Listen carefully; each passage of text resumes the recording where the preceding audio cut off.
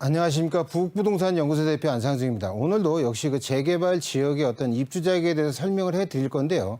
그 중에서도 우리가 그냥 스쳐 지나갈 수 있는 어떤 조합의 명부에 관련된 그 내용과 연결돼서 거기에 대한 그 입주 자격에 대해서 제가 자세한 설명을 해드리도록 하겠습니다.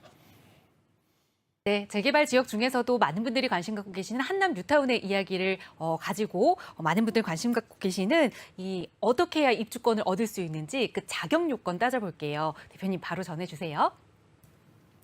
여기서 가장 그 핵심적인 부분 한 가지를 말씀을 드리자면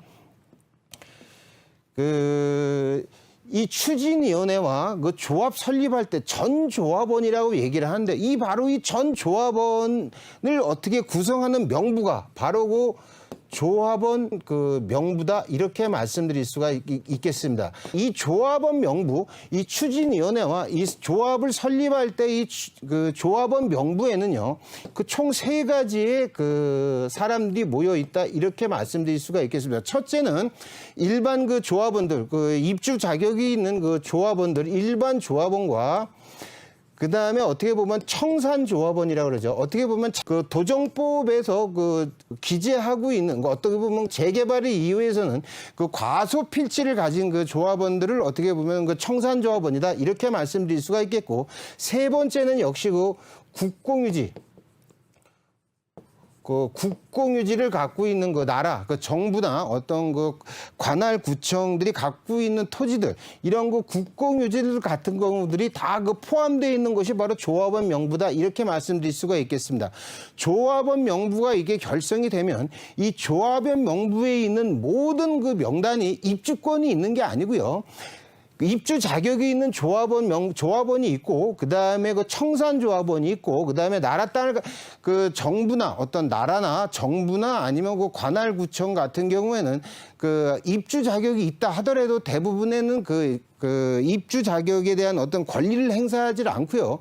국공유지 같은 경우는 조합이 감정평가가 내려지면 그거를 가지고서 돈을 나라나 관할구청에 지불을 하고 국공유지를 보통 사들이는 형태를 갖든가 아니면 국공유지보다 더 넓은 땅을 기부 체납을 통해서 어떤 공원이라든가 이런 주민 편의시설들을 만드는 데 많이 이용되는 것이 바로 국공유지다. 이렇게 말씀드릴 수가 있겠습니다. 근데 여기서 제가 말씀드리고 싶은 거는요. 추진위원회와 그다음에 조합 단계에서 조합을 인가받았다고 하였을 때 여기서 가장 핵심적인 내용을 말씀드리고 싶은 게 뭐냐면, 조합 설립이 인가가 나면 각 조합원들은 고유번호를 부여받게 되어 있습니다. 고유번호를 부여받게 되어 있습니다.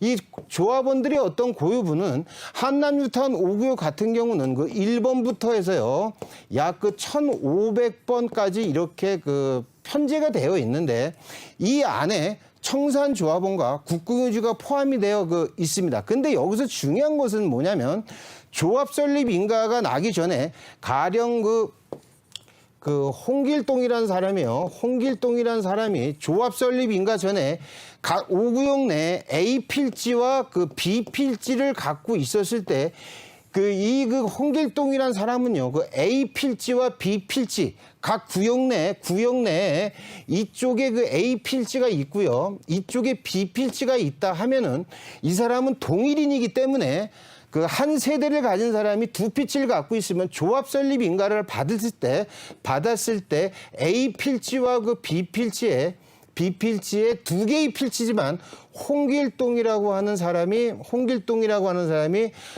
두 개의 필지에 똑같은 고유번호를 부여받기 때문에 이 입주권은 A 필지와 B 필지를 합친 필지가 이 사람들의 조합원 지분이고요. 이 지분을 기준으로 향후에 아파트를 신청해서 받는다. 이렇게 말씀드릴 수가 있겠습니다.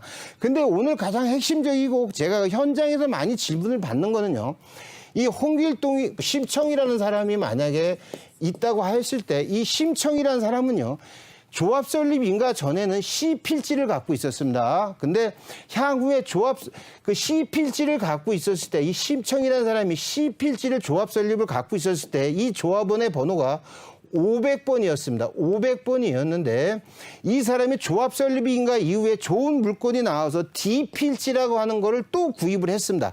근데 이 D필지는 뭐 장길산이라는 사람한테 물건을 사서 이거의 고유 번호는 그 600번이라고 그 가정을 하였을 때 과연 그 심청은 나중에 그 향후의 입주 자격이 어떻게 되느냐? 이게 핵심이다. 이렇게 말씀드릴 수가 있겠는데 이 심청이라는 사람은요.